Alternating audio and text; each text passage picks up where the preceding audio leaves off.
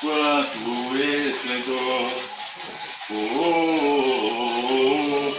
cantar meu povo que dia clareou. Quanto esplendor, cantar meu povo que dia clareou.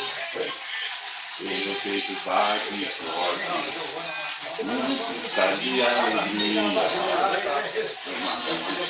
arte, me se expressa em fantasia, e tudo que é Brasil eu sei falar, e vou mostrar com poesia. Hoje no samba tem que com grana vem, dizendo que vai ganhar. Hoje no samba tem que com grana vem, dizendo que vai ganhar. E se a moda pega, essa moda vai pegar. Quem não pode com manilha não carrega pra lá. E se a moda pega, essa moda vai pegar. Quem não pode com manilha não carrega pra lá. Boa noite, gente. Boa noite. Boa noite com alegria, com alto astral. Eu quero começar essa apresentação dando os parabéns a vocês. E por que os parabéns? Porque nesta segunda-feira à noite vocês estão aqui. Vocês são pessoas especiais, pessoas diferenciadas. Vocês estão aqui por quê? Porque vocês são pessoas buscadoras da verdade. Vocês anseiam pelo saber. Vocês estão ávidos pelo conhecimento. E para vocês, eu tiro o meu chapéu, gente. Porque conhecimento é poder. Em princípio, é o poder em potencial. E o conhecimento aplicado é poder real, é poder de fato. É poder transformador da realidade. Né? E hoje, o nosso tema é: quem não pode com mandinga não carrega patuá. Um breve recorte econômico da verdadeira história da escravidão no Brasil. Por favor. Quem ouve esse ditado, automaticamente é remetido para esta imagem aqui. Quem não pode com mandinga, não carrega patuá. Quem não pode com feitiço, com bruxaria, com coisa feita, com ebó, com magia negra, com mandinga, como sinônimo de macumba, não carrega patuá. E aí nós temos a primeira oportunidade da noite de desfazer, de desmistificar um mito falso, de desmentir uma mentira. Macumba, na sua origem, ela não tem nada de magia negra, de feitiçaria, de coisa maligna. Pelo contrário, são oferendas aos orixás, às divindades. Eu vejo que não tem nada de maligno, é as divindades. E é uma prática que permitia aos negros sobreviver na condição de escravizados. No Brasil, de 400 anos atrás, ele era constituído de vilas, que eram chamadas de cidades, cercadas de florestas. Assim era São Paulo, Rio de Janeiro, Salvador. Vocês imaginem Itanhaém, há 400 anos atrás, aquela vilinha lá do centro, cercada de densa floresta. E os escravizados, quando ele conseguia fugir, ele fazia sob que condições? Descalço, que ele era mantido assim de propósito, seminu, ele era mantido assim de propósito, e completamente desarmado. Então vocês podem imaginar um ser aqui no meio de uma floresta, seminu, descalço, desarmado, sujeito a encontrar povos nativos hostis, a encontrar animais silvestres e selvagens que pudessem atacá-lo, né? Era esse ser que estava lá. E os escravos que se mantinham cativos, o que eles faziam? Eles aproveitavam esse ritual e davam uma incrementada na comida, no rango, por isso é que a comida é pesada. Para quê? Porque já havia um acordo tácito entre eles, que era o seguinte: lá no meio da mata, passa lá na encruzilhada que vai ter comida para você. Está aqui a forma de alimentar aqueles que recebam. E o porquê das velas acesas? Para manter afastado da comida destinada àquele escravizado lá, para manter afastado os animais silvestres e os animais selvagens. Então, macumba não tem nada a ver com o que se prega e muito menos com mandinga. E nós vamos descobrir agora por que houve essa associação entre macumba e mandinga. Por favor. Mandinga é um povo do norte da África que, por proximidade com o mundo árabe, sofreu influência dos árabes. E sua grande parte se converteu ao islamismo. Eles professavam a religião muçulmana. Esse é o Mandinga, por favor. Eles eram originários do Império de Mali, que foi um império constituído por volta de 700 depois de Cristo e que vigorou até Timbuktu, capital Timbuktu? Não. Calma, Roberto, deixa eu concluir. Tá bom. Originário de Mali, que era um império constituído nos anos 700 depois de Cristo e que vigorou até os anos 1600, 1700. Um grande império, um império poderoso, um império riquíssimo. Conta a lenda que nesse império o ouro brotava da terra como cenoura. Toda essa riqueza foi expoliada. E nós vamos explicar o porquê. Por favor. O Império de Mali, ele ia aqui da costa ocidental da África até aqui, ó, no rio Níger. Né? Império grande. E todo império grande é cobiçado. Haviam as lutas para se conquistar o império, as lutas tribais. Semelhantemente ao que ocorria aqui, no Novo Mundo. Também haviam as lutas tribais aqui. Né? As tribos se enfrentavam. Os tupis contra os tupinambás, tupi-guarani contra os tupinambás e assim por diante. Só que aqui no Novo Mundo, quando havia as lutas tribais, os vencedores, eles eram canibais, antropófagos, eles comiam os vencidos. O Hans Staden, um navegador alemão, que naufragou nessas águas aqui, ó, que nos visitam aqui no Oceano Atlântico, ele naufragou aqui. E ele foi aprisionado pelos índios, mais a norte, depois ele naufragou, desculpa, em Ubatuba. Foi aprisionado e, você vê, dessas coisas que o destino não explica, ele foi poupado. E ele deixou narrado nos livros dele os rituais que ele acompanhou dos índios comendo os outros índios capturados. E o índio capturado se portava com uma altivez na hora de ser morto, que era morto com um bodoque na cabeça, e a altivez, a coragem com que ele enfrentava aquela hora da morte. E os índios consideravam que, comendo o inimigo, ele absorvia as qualidades do inimigo. Lá na África e no mundo oriental, de então, haviam essas guerras, só que lá a prática era outra. Os vencidos aprisionavam, os vencedores aprisionavam os vencidos e os escravizavam. Correto? Por favor. Com o crescimento e a expansão do tráfico negreiro, está aqui, ó, o navio negreiro, as condições em que os escravizados eram transportados, nos porões do navio, sob o açoite dos seus captores. Muitos morriam nessa travessia. Por favor, Glória. Mais um caso aqui, ó. Tá vendo? Olha a quantidade enorme.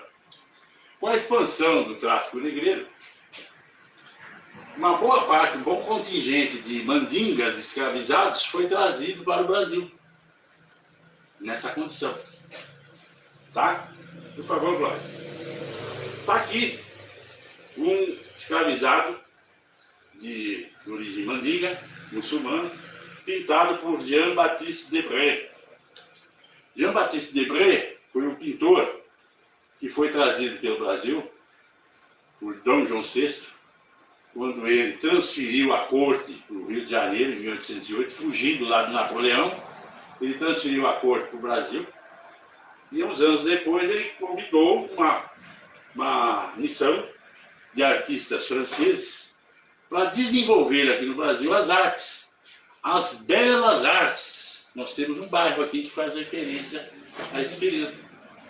E o Jean-Baptiste Debré deixou quadros retratando a realidade da época. Está aqui um escravizado, desculpa, de origem mandinga, com seu traje típico e tal. Por favor. E os mandingas, eles eram letrados. Eles sabiam ler e escrever em árabe. Os mandingas eram letrados. Sabiam o escravo ler. Aí vocês vão perguntar, mas qual a importância disso? Isso desmentia uma tese racista consagrada pela igreja, de que os escravizados, os negros, eram escravizados porque eles eram os ignorantes, iletrados, brutos, quase selvagens, praticamente não eram nem humanos. E que por conta de uma maldição divina, eles tinham que passar por esse processo de escravização para que aquela alma bruta deles sofresse um processo de purificação, uma catarse. De tal sorte que depois de anos de humilhação, de violência, de opressão, quando eles morressem, a alma deles podia ter direito às beatitudes da vida eterna. Mas os mandingas sabem ler e escrever, como é que explica? Ele é escravizado, como é que explica esse negócio? Por favor. Eles diziam assim, eles sabem ler e escrever, porque eles são feiticeiros, eles são bruxos. Fica distante dessa gente, pelo amor de Deus. Só isso explica esse fato. Eles são macumbeiros, são mandingueiros. Ok? Olha, por favor. Dá para ver aí que havia distinções entre os escravizados. Havia os boçais, que eram aqueles escravizados recém-chegados na colônia, não dominavam o português, não conheciam a rotina de trabalho da colônia, eram mais baratos. Os ladinos, esses termos são todos familiares a nós, né? Os ladinos, eles entendiam a língua portuguesa e já haviam aprendido a rotina de trabalho na colônia. Eram mais caros. Os escravos negros do Eitro, esses trabalhavam nas lavouras, em média 15 ou 16 horas por dia. Trabalho duro. E viviam sob constante fiscalização do feitor, e quando desobedeciam eram castigados em público para servir de exemplo aos outros. E os negros de ganho, que realizavam trabalhos temporários nas cidades em troca de pagamento, que era revertido total ou parcialmente a seus donos. A maioria das vezes era totalmente. Nossa. E aqui se enquadram os mandingas, porque como eles sabiam ler e escrever, eles é que ocupavam, né, eram usados nesse tipo de trabalho, eram barbeiros, eram engaixados e faziam até serviços burocráticos nas cidades. Diferentemente dos outros escravos, que eram proibidos de circular livremente, eles iam da senzala lá para o Eitro, do Eitro para a senzala, da senzala para o Eitro, etc. Os mandingas não, os mandingas transitavam porque eles precisavam fazer esse tipo de serviço. Por favor, olha, está aqui, ó, o escravo lá no Eitro, tá vendo? Carregando um peso danado, e o escravo aqui na cidade, atendendo os donos, abanando aqui, carregando os seus donos nas liteiras, indo fazer serviços para o dono, transitavam. É mais um quadro do Jean-Baptiste Debré, aqui. Por favor, vai. E essa divisão era proposital. Os senhores escravos faziam isso de propósito, para manter os escravizados divididos, dividir para governar. Então, eles davam um tratamento diferenciado para se manter no poder. E os mandingas eram recrutados para esses trabalhos diferenciados, do ponto de vista dos escravizados. Por exemplo, eles eram responsáveis por aplicar os castigos naqueles escravizados que eram considerados rebeldes, desobedientes. Está aqui um escravizado mandinga castigando um escravizado de outra etnia no Pelourinho. As pessoas vão hoje em Salvador e visitam o Pelourinho, aquele ponto turístico de Salvador, e não sabem nem a origem macabra daquilo. Né? Aquilo é um monumento à bestialidade, à brutalidade humana. Mas as pessoas, principalmente o paulista, vai lá e volta. Para quê? Pelourinho servia para isso. Mandinga castigando o escravizado de outra etnia, assistido pelos outros escravizados, está vendo cabisbaixos aqui, descalços, seminus, assistindo aqui. E olha que espetáculo macabro. Os libertos, os brancos, isso era um espetáculo, gente, para eles. Era um espetáculo. Parece aquelas arenas romanas, né? Essa a nossa arena romana aqui no Brasil. Assistindo essa cena. Ok? Por favor. E os mandingas também eram recrutados como capitães do mato. Quem eram os capitães do mato? Eram os líderes de expedições que se embrenhavam mata dentro para capturar os escravos fugitivos. Aquele escravizado que estava lá no mato, que estava indefeso, o mandinga, todo pomposo aqui em cima do cavalo, e lá capturar o irmãozinho. Correto? E, por favor, agora, os mandingas não eram obrigados a comer carne de porco. Muçulmano não come carne de porco. Mesmo na condição de escravizado, e também de propósito, os senhores de escravos deixaram, eles não comiam carne de porco. Ao contrário dos outros escravizados, que aproveitavam as partes não nobres do porco, que eram dispensados pelos brancos, pé de porco, joelho de porco, focinho de porco, orelha de porco, credo, rabo de porco, credo. Eles dispensavam e os negros aproveitavam para dar uma enriquecida no seu feijãozinho, porque a ração deles era pobre. Dava uma enriquecida lá no seu feijãozinho. E olha só, como o ser humano ele é transcendental, né? Ele estando na pior situação que seja, ele é criativo. A contribuição dos negros para a nossa sociedade, e para o Ocidente, mas para a nossa sociedade em particular, é enorme. Em todos os campos, nas artes, na literatura, na música, na dança, na língua, no dia a dia, na moda, é enorme. Está aqui o carro-chefe da nossa culinária, carro-chefe internacional da nossa culinária, é de origem negra, a feijoada. Mas que deu até água na boca. Por favor. E os mandingas, eles estão aqui com um traje típico dele, e eles confeccionavam um colar, quando eles punham uma bolsinha de couro, ou de couro de animal, ou de pano aqui no pescoço, onde eles colocavam trechos do Alcorão. Quando se via um escravizado com esse traje, com esse colarzinho aqui, se dizia, é um mandinga. Ele pode estar transitando por aí, não tem problema nenhum, é um mandinga. Está vendo? Essa é a característica dele. Por favor. Famoso patuá. É outra coisa que o Paulista vai buscar na Bahia e falou, traz meu patuá. Aí eu vim com o meu patuá. Patuá é um termo de origem tupi-guarani que quer dizer talismã da sorte. Os mandingas portavam o talismã da sorte. Por favor, Glória. E os escravos de outras etnias? Quando eles vinham do Eito, à noite, eles se preparavam para o momento de fuga. Viu? O escravo não aceitou passivamente o regime de escravidão. Ele se preparava para o momento de fuga. De que maneira?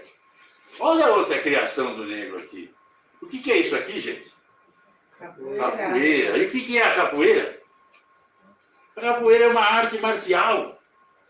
E quando a gente pensa em arte marcial, pensa logo lá no oriental. Ah, quem cria isso é coisa de japonês, de chinês, de coreano. A gente pensa isso. Está aqui. O escravizado negro criou uma arte marcial genuinamente brasileira, a capoeira. E eles, mais uma vez, engenhosamente, disfarçavam o exercício, que eles tinham que manter o corpo deles, né, em exercício, e se aprimoraram na capoeira. Eles disfarçavam como se fosse um jogo, uma dança. De tal sorte que os senhores de escravos falaram: não pode se preocupar, não, eles estão dançando, eles estão se divertindo, deixa. Enquanto isso, ele estava preparando o corpo dele, porque a capoeira tem um detalhe importante. Todos os golpes da capoeira são mortais. Não existe defesa contra o golpe da capoeira. Né? Ao contrário de certas artes marciais, que a pessoa dá o golpe, ele aproveita aquele golpe, a força daquele golpe e devolve. Na capoeira, se o golpe pegar, onde pegar, meu amigo, é mortal. A defesa da capoeira é a esquiva, é o sair do golpe. E olha só, então esses escravos praticavam a capoeira. Sabe para quê, gente? Lembra daquele escravizado lá do começo da nossa conversa? Ele, lá no meio do mato, ele não estava tão indefeso, não. Com a capoeira ele se virava. Se ele encontrasse um grupo de nativos hostis, uns 5 ou 6 era pouco para pegar um bom de capoeira. Quem já viu um cara bom de capoeira sabe. Se ele encontrasse lá algum animal silvestre ou selvagem que viesse para cá, ele conseguia se safar com uma capoeira. Ele não tinha armas. O corpo dele é a própria arma. O menino fez com que o corpo dele fosse a própria arma. Ok? Ok. Ou seja, volta lá, por favor. E esse negro, o que ele fazia também? Engenhosamente, ele também fazia um colarzinho e punha no pescoço. Por quê? Se ele fosse flagrado lá no meio do mato, alguém ia falar: não é escravo fugitivo, não é mandinga, ele está com um colarzinho no pescoço, deixa ele. Só que, ai desse negro escravizado, se ele encontrasse um mandinga verdadeiro, e o mandinga verdadeiro percebesse que ele não falava árabe, que ele não era um deles. Sabe o que esse mandinga fazia com esse escravizado? Ele massacrava esse sujeito. Sabe por quê? Do ponto de vista dele, muçulmano, convicto, ele falava: esse infiel, e era infiel. Fiel por quê? Não tem Alá como seu Deus. Não conhece o Alcorão. Não tem Maomé como seu profeta. Como é que esse infiel está usando um objeto sagrado para mim? Eu massacro esse sujeito. Ele só não matava esse sujeito porque esse sujeito é a propriedade de um outro senhor de escravo e ele teria que indenizar. Mas ele literalmente surrava. Ou seja, se aquele escravizado não pudesse enfrentar o mandinga, não pudesse sobrepujar o mandinga numa luta corporal, é melhor você não usar o patuá. Por isso, quem não pode com mandinga, não carrega patuá. Tem alguma coisa a ver com macumba? Nada a ver. Nada a ver. Por favor, quando a gente fala do período de escravidão no Brasil, é engraçado, né? A gente sempre imagina uma sociedade harmoniosa, sem conflito, uma vida idílica, romântica, não é assim? Qual a razão disso? Dos formadores de opinião, né? Que sempre existiram. E aqui nós escolhemos 2 formadores de opinião. Gilberto Freire, sociólogo, que escreveu Casa Grande e Senzala. Não quero sair daqui. Gilberto Freire, que escreveu Casa Grande e Senzala, né? Quem leu esse livro sabe como é descrito a vida, a relação entre as 2 classes que haviam no Brasil colônia. Haviam 2 classes.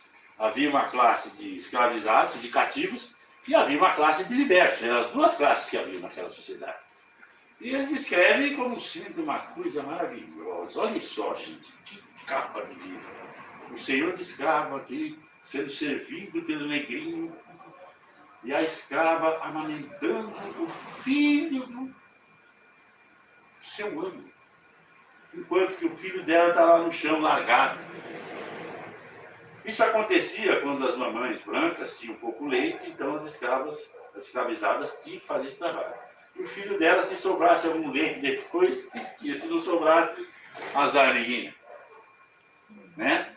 Olha a outra capa aqui do Casagrande Senzala. Olha só. Que bonito, né? Essa paisagem aqui. Olha os brancos. Olha os nativos, hein? Olha os negros. Até parece o L, né?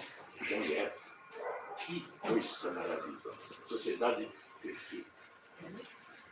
Outro formador. Aliás, não, pode ir. O Gilberto Freire, filho da aristocracia pernambucana, no conforto da Casa Grande, era grande mesmo, isso aqui era só a biblioteca, entendeu? Ele podia se dar o luxo de ter essa visão da sensata. Sentado aqui no sofá, entendeu? Difícil era lá da senzala. Por favor, Glória. Outro formador de opinião, o senhor Sérgio Buarque de Holanda, no famoso livro Raízes do Brasil, onde ele cunhou a expressão de que o brasileiro é cordial. O brasileiro, nossa, ele é avesso à violência, ele é avesso à discórdia, ele é cordial, uma pessoa que abraça o seu irmão amavelmente. Sérgio Buarque de Holanda. Por favor. O Sérgio Buarque de Holanda era o pai do Chico Buarque de Holanda. E é o caso clássico do filho que redime o pecado do pai, porque aquela visão dele é um pecado. É o caso clássico do filho que redime o pecado do pai. De que maneira? Por gentileza, agora. Aqui está... É um ditado em latim que não saiu aqui. Não precisa não, velho. Ultra anexiare, desculpa, pecare. Que em latim quer dizer: não existe pecado ao sul do Equador. Olha aqui o mapa mundi. Olha a linha do Equador aqui, olha. Aqui está o hemisfério norte, certo? Aqui é o hemisfério sul. Naquele século XVI e XVII, no hemisfério norte, predominava a vida pacata. Era a vida regrada. Naquele cidadão puritano, a moral dos bons costumes, a tradicional família cristã. Esse é o sujeito. Mas quando esse sujeitinho passava do Equador para baixo, meu irmão, aqui valia tudo. Acabou o pecado. Pecado só lá, viu? Aqui eu posso tudo. Aqui esse sujeito chegava e estuprava a escrava. Porque ele via a escrava com aqueles jeitos dela, com aquela protuberância toda que o negro tem, e ele interpretava, ela está me provocando. Ele estuprava a escrava. Ele via a nativa andando nua, nossa, isso mexe com os meus hormônios. Lá no hemisfério norte isso não existe, então eu tenho que pôr os meus hormônios para fora. E ele estuprava a nativa. E os filhos bastardos gerados disso? Não é problema meu, eu vou voltar lá para o hemisfério norte, eles que fiquem, é eles que se virem, não tem nada a ver com isso. Até mesmo as brancas estavam sujeitas a abuso. Até mesmo as brancas estavam sujeitas a abuso. E aí, como foi o resgate disso? Olha a genialidade. Todos se lembram, né, daquela música? Sim. Não existe pecado do lado de baixo do Equador. Foi um frevo que o guarda-Deus não compôs. Vamos fazer um pecado rasgado, suado a todo vapor. Me deixa ser teu escracho, capacho, um riacho de amor. Ele achava que a mulher era um riacho de amor. Quando é lição de esculacho, olha aí, sai de baixo, que eu sou professor. Esse cara é o professor da malícia, da maldade. Deixa a tristeza pra lá. Vem comer, me jantar. Sarapatel, caruru, tucupi, tacacá. A gula é um dos 7 pecados capitais, né? Lá no hemisfério norte. Aqui eu posso ser um glutão que não tem problema nenhum. Vê se me usa, me abusa, lambuza, que a tua cafusa não pode esperar. A luxúria é um pecado capital lá no hemisfério norte. Aqui no sul, eu sou o rei da... Deixa a tristeza pra lá, vem comer, vem jantar. Sarapatel, caruru, tucupi, tacacá. Vê se me esgota, me bota na mesa, que a tua holandesa não pode esperar. Até a branca aqui estava também na parada. As mulheres, elas não tinham direito a não ser de ser escravas do prazer e procriar. Era assim que as mulheres eram tratadas. Tanto isso é verdade, que vocês sabem quando foi que a mulher adquiriu o direito de votar? Vocês mulheres, quando foi?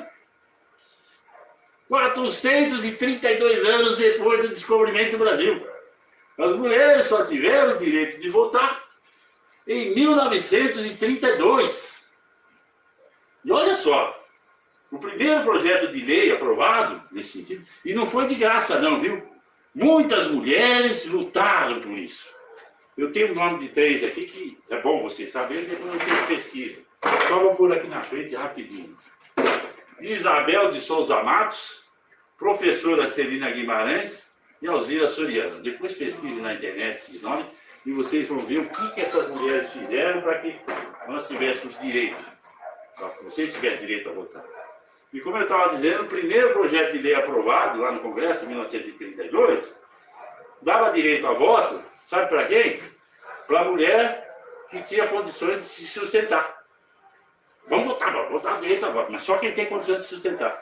Ah, mas eu sou filho, você depende do seu pai? Ela não tem direito. Ah, mas eu sou casado com fulano e tal, né? E eu sou mais doméstico, você não tem direito de votar, desculpa. Não tem direito. E aí, depois de muita luta, revogou-se essa restrição. Você lembra de quando foi essa música, Mário? Quando foi composta, você lembra? Isso aqui acho que foi na década de 80, quando eles tinham aquela peça Calabar. Lembra da peça Calabar? Em Mato Grosso, né? Foi sucesso em Mato Grosso. Mas essa peça ele compôs por ocasião essa música, esse frevo, e o frevo é de propósito, porque o frevo é de Pernambuco, ele fez quando eles estavam encenando aquela famosa peça Calabar, que faz referência ao Calabar, aquele holandês que ocupou a província de Pernambuco durante alguns anos. Por favor. Nós vimos aqui a visão da nossa classe dominante.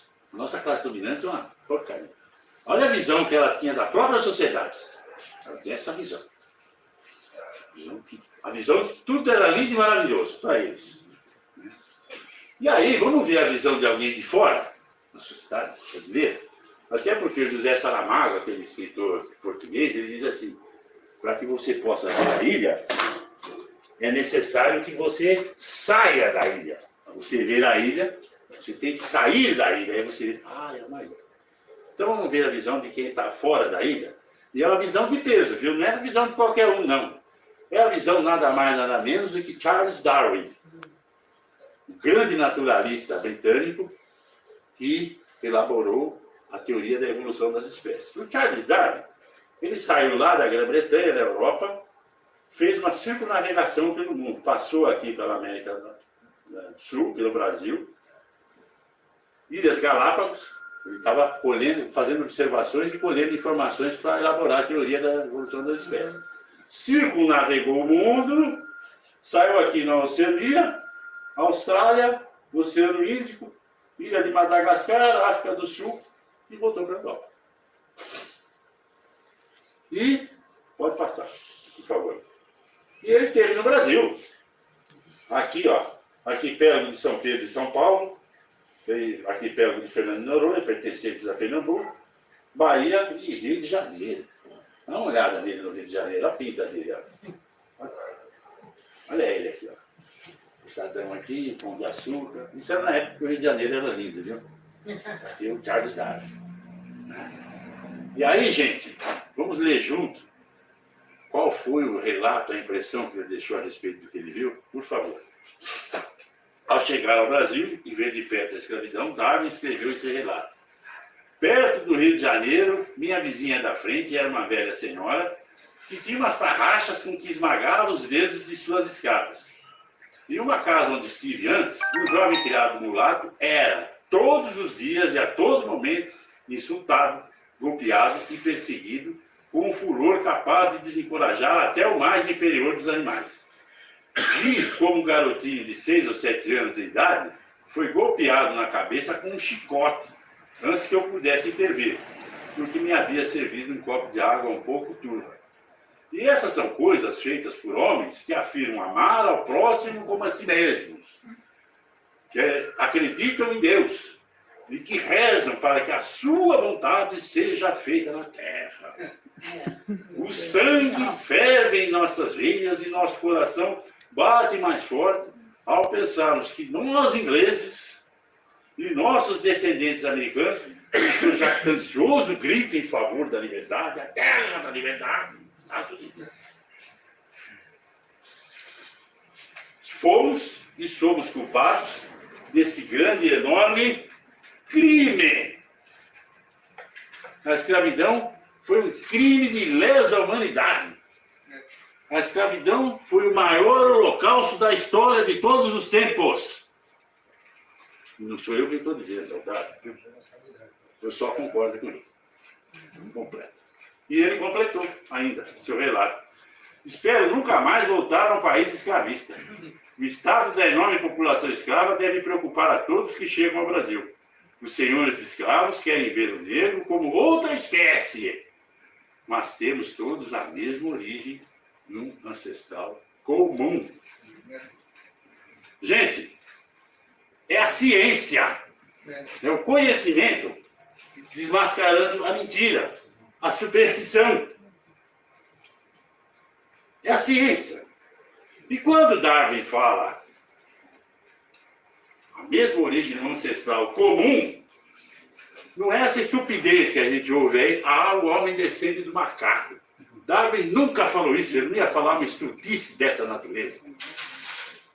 Ele fala em ancestral comum. E que ancestral comum é este? Por favor, Glória. Está aqui, ó.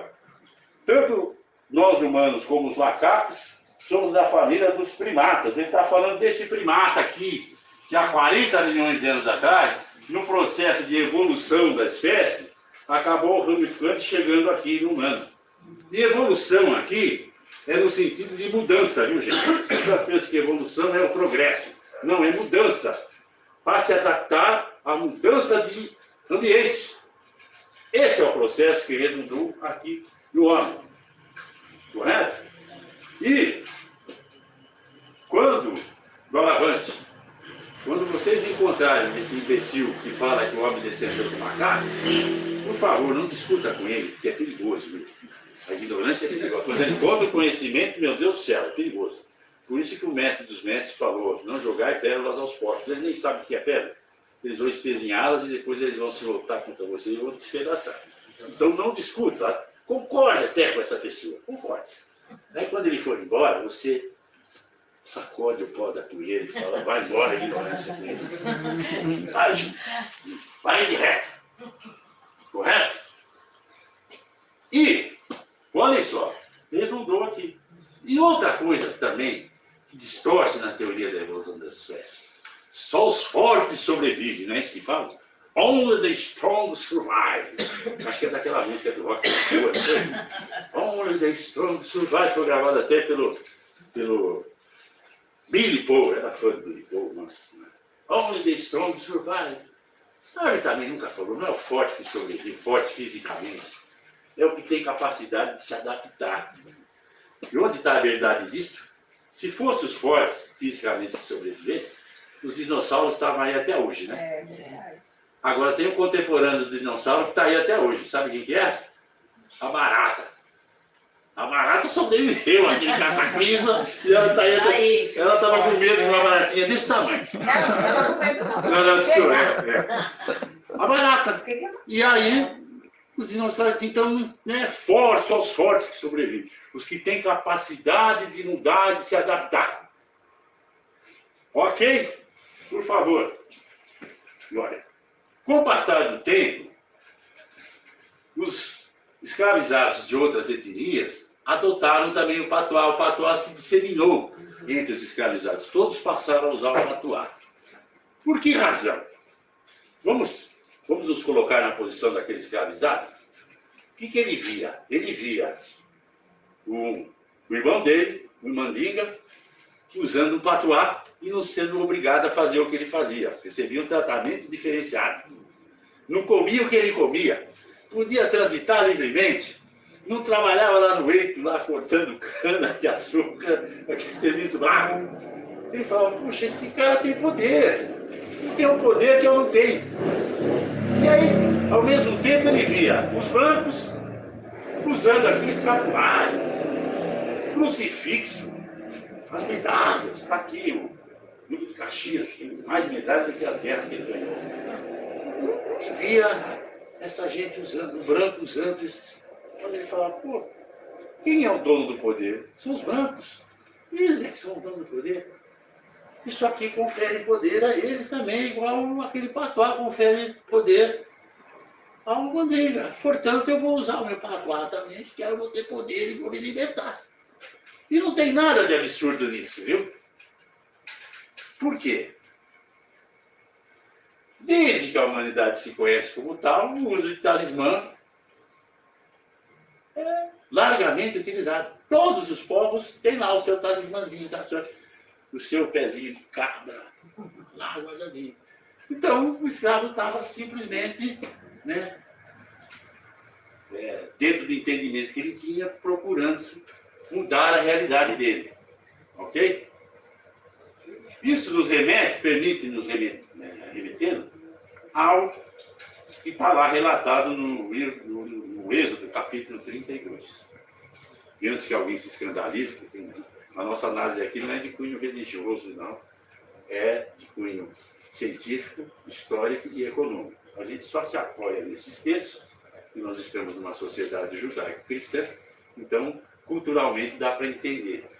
Esse texto aqui, o famoso bezerro de ouro. O que é isso? É idolatria. E a idolatria é, de fato, um pecado. Ela é um pecado. Mais do que no sentido religioso. Que tipo de pecado que ela é? É um pecado contra o maior atributo que o ser humano tem, que é a inteligência. O ser humano foi dotado de inteligência para que ele possa discernir as coisas. E ele não discerne nada, ele vai na base da superstição. A palavra pecado, etimologicamente, ela quer dizer errar o alvo. Pecado quer dizer errar o alvo. É como se você tivesse uma arma, e está lá o alvo, e eu aponto, atiro e erro. Atiro e erro. Atiro e erro. De novo, atiro e erro. Seguidas vezes. O que está acontecendo? Se a sua arma estiver calibrada, o problema é a sua visão. Está chegando lá. É a sua visão. Isso é um pecado, gente. Por quê? O pecado, ele faz com que as pessoas confundam o efeito como se fosse a causa. Ele vê um efeito, ele acha que aquele efeito ele é gerado por si mesmo. Ele vê uma imagem, ele acha que aquela imagem é ela mesma, quando é uma imagem. Lembra daquela música famosa agora fugiu o nome, aquele galã lá, bonitão lá. Fábio Júnior. Felicidade brilha no ar, é como uma estrela, mas não está lá. Essas estrelas que a gente vê, ela não está lá mesmo. É a luz dela que viajou milhares e milhares de anos, que ela está milhões de anos de nós. Essa luz viajou pelo espaço e a gente não está vendo a estrela, está vendo o brilho dela, a imagem dela, mas a estrela mesmo a gente não está vendo. É similar a esse caso. Ele vê o efeito e pensa que é a própria causa. É como você vê um fenômeno acontecendo, se manifestando, e achar que aquele fenômeno ele é gerado por si próprio. Este é o pecado. Por quê? Porque você tem que ir lá na causa, você tem que descobrir o que causa aquilo. O que é que causa aquilo? Né? Por favor. E aí o homenzinho vai sentir a causa, né? Vai cair. Vai. É um pecado e é um castigo. E de que fenômeno nós estamos falando? Nós estamos falando de um fenômeno social, que é a escravidão, de causas econômicas. Então nós vamos entender as causas, que causam os princípios, as leis com que fazem com que aquele fenômeno se manifeste daquele jeito. E os princípios, as leis, são de natureza econômica. Deixa eu tomar um pouco d'água.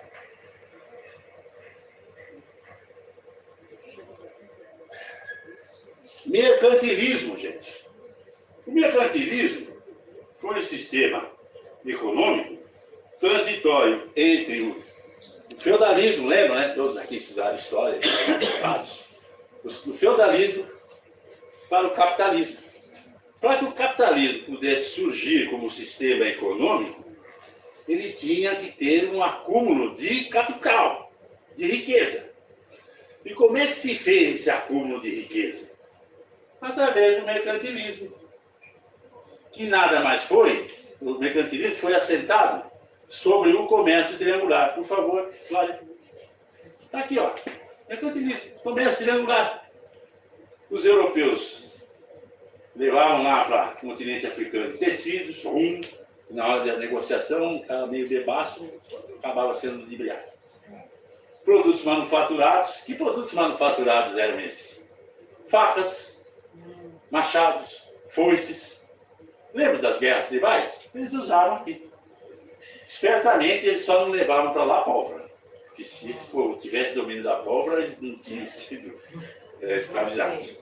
Mas eles levavam. Aí eles trocavam pelo quê? Mão de obra.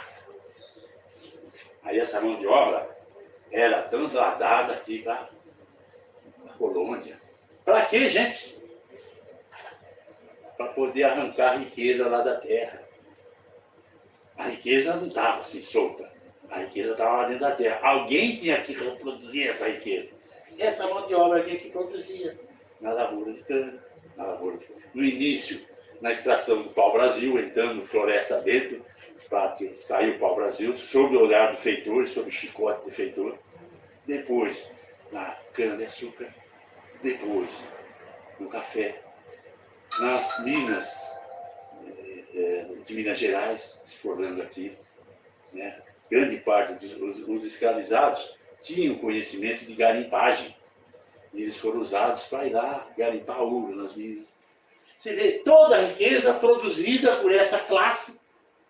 E eles desfrutavam coisa nenhuma. A riqueza era produzida para ser levada para acumular o capital lá na Europa. Esse era o sentido. Nós precisamos acumular o capital aqui, então traz daqui e vem para cá. E olha só, o comércio triangular, ele está restrito aqui, ó, das Antilhas para baixo. As 13 colônias lá, que depois viriam a constituir os Estados Unidos, elas estão fora desse comércio. Por quê? Elas estão na mesma linha climática aqui da Europa, elas não tinham nada de diferente para oferecer para a Europa. A não ser o algodão aqui, produzido no sul dos Estados Unidos, que gerou a Guerra de Secessão. O que foi a Guerra de Secessão? Os nortistas americanos, progressistas, né, tinham uma outra visão, eles já estavam de comum acordo aqui com os britânicos, a Revolução Industrial já tinha amadurecido, se consolidado, aí precisava de mercado consumidor, o escravizado não era mercado consumidor, então precisa libertar essa gente. E aí eles lutaram contra a escravidão. E o sulista americano, que até hoje é considerado um caipira, um atrasado, o Yankee que detesta esse caipira, ele estava agarrado lá nas vendas de algodão e tal. E o nortista falava, tem que abolir isso. Por quê? Porque ele já tinha desenvolvido um comércio interno aqui, gerando uma riqueza interna que ficou aqui, já tinha capital acumulado para, nesse momento, participar da economia global.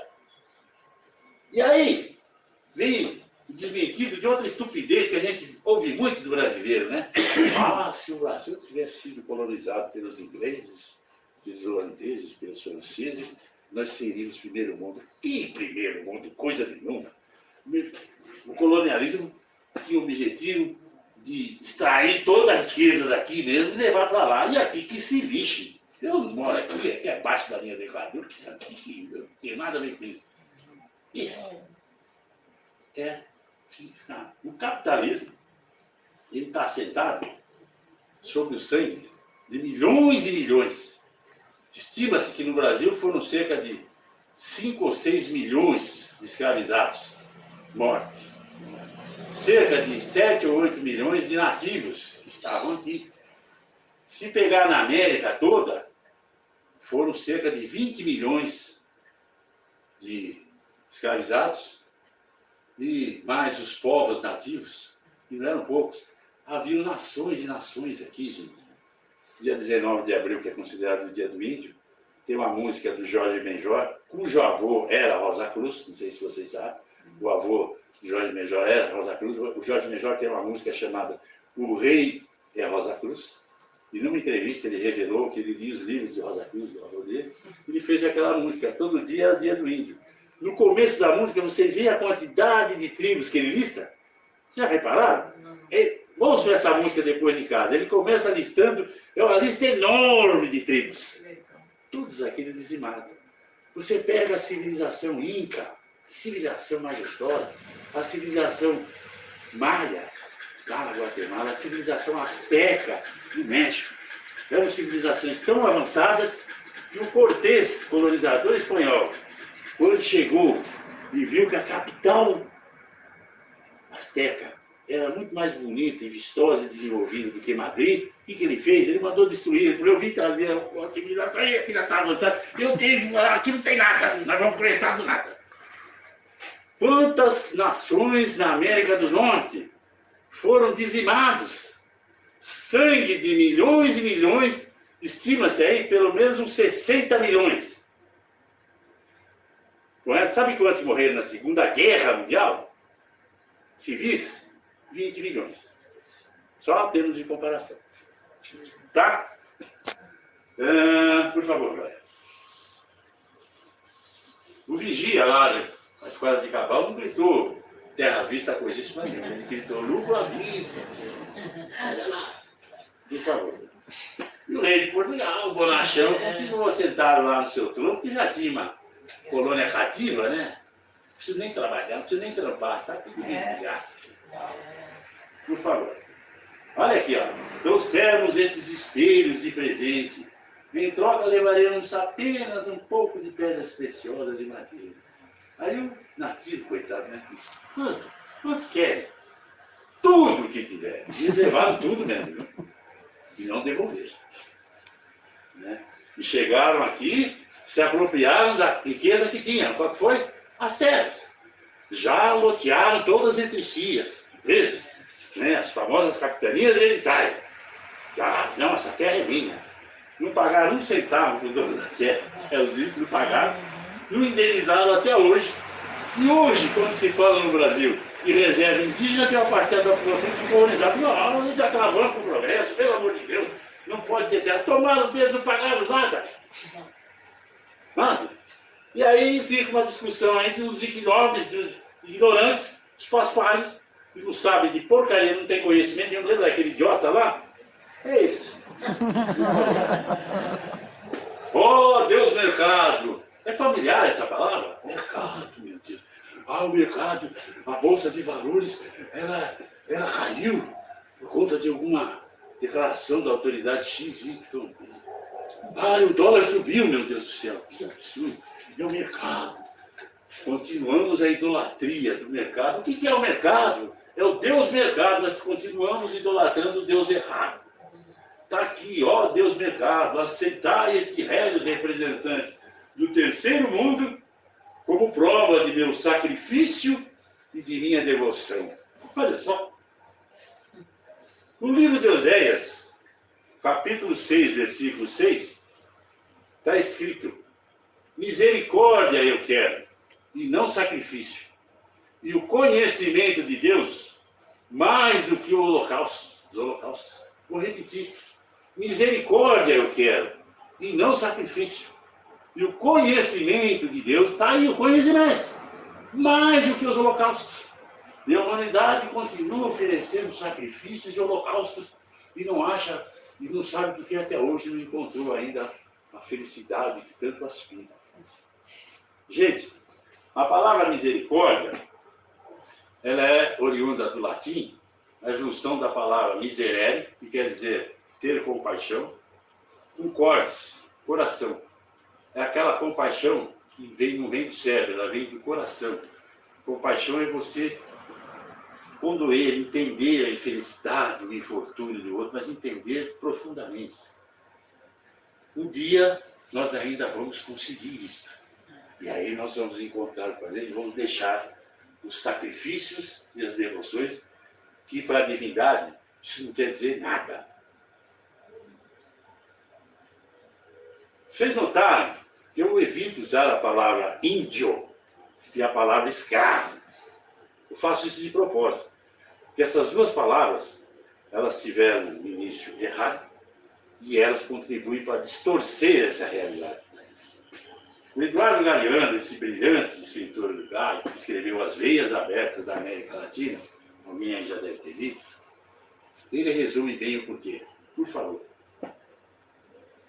Em 1492, quando Colombo chegou lá nas Antilhas, os nativos descobriram que eram índios. Até então eles não eram índios. Eles descobriram que eram índios. Ah, eu sou índio. E o Colombo pensou que tinha chegado nas Índias Orientais. Um erro clássico, por isso que ele chamou de índio. Não tinha nada a ver. Descobriram que viviam na América. Ah, mas aqui chama América, eu vivo aqui por milhares de anos. Nunca soube que aqui chamava América. Ah, agora chama América. E olha só, engraçado. Colombo descobriu uma América. E quem foi homenageado foi o Américo Vespucci. Por que disso? Numa outra palestra a gente aborda esse assunto. Olha outro erro. Descobriram que estavam nus. Até então eles estavam nus e era normal. A nudez só foi pecado lá de Adão e Eva. Eles nem conheciam Adão e Eva. Não, mas vocês estão nus. Tem que ser cobertos. Descobriram que deviam obediência a um rei e uma rainha de outro mundo. Lembra o rei de Portugal sentado lá no trono? Ah, quer dizer que agora eu devo obediência a um... Eu nem sei onde fica, eu nem sei quem é esse sujeito. É, mas tem que você deve obediência a isso agora, a partir de agora, viu? Eu estou decretando isso. E que esse Deus, ó, o rei é uma rainha de outro mundo, e é um Deus de outro céu. Sabe? Agora o seu Deus é esse aqui. Ah, mas eu tenho a minha divindade. Não, esse é falso. Eu estou te trazendo o verdadeiro, é esse aqui. Mas eu nem conheço, não sei quem que é. Não, mas você tem que... Obrigado, viu? Obrigado. E que esse Deus, olha só, esse Deus havia inventado a culpa. Ele que inventou a culpa. Até então não tinha culpa. E inventou também a vestimenta. Para quê? Para cobrir o desse. Meu Deus do céu, tem que cobrir. Isso é um escândalo. No país tropical você andar de terno e gravata, né? Não é um escândalo, mas não é.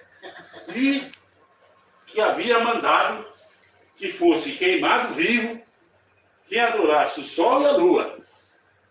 E esse ele estava vendo, o sol e a lua ele estava vendo. Esse Deus aqui ele não estava vendo. E a terra e a chuva, gente, que é uma bênção, que molha essa terra. Não dá para continuar chamando de índio e de escravo. Índio não existe. E ninguém é escravo. O ser humano não é escravo, ele não nasce escravo. Ele é escravizado. É diferente. Vamos falar um pouco, rapidamente, sobre expectativa de vida? Vamos lá, Cláudio. Expectativa de vida no século XIX. No Brasil, escravizados de 23 a 25 anos em média. Libertos de 33 a 35 anos em média. Nos Estados Unidos, escravizados de 33 a 35 anos em média. Libertos de 43 a 45 anos em média. Você vê que dá uma diferença aqui de expectativa de vida de 10 anos. Já havia essa diferença.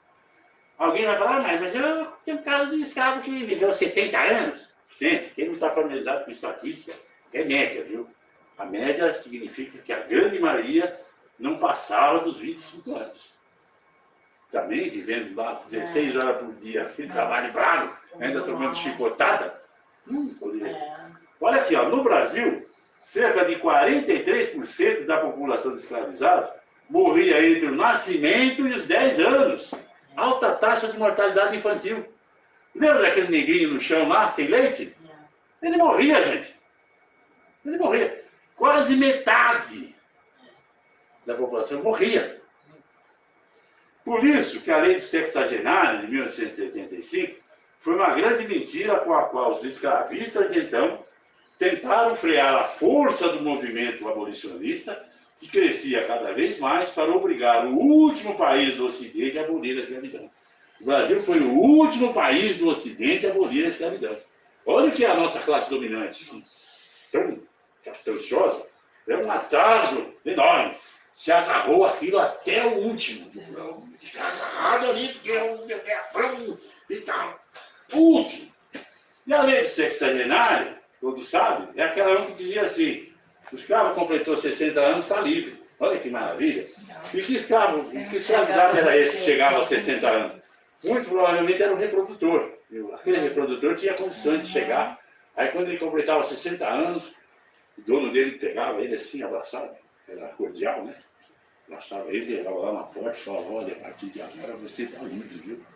Aí ele falava: puxa vida, que maravilha, depois de 60 anos, aí sendo escravizado, eu estou livre. Mas como é que eu vou comer?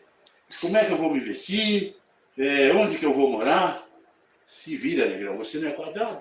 Se vira, isso não é problema meu. E lá saía ele, sem FGTS, sem seguro-desemprego, sem cobertor social, para morar onde? No morro, nas palafitas, constituir favela.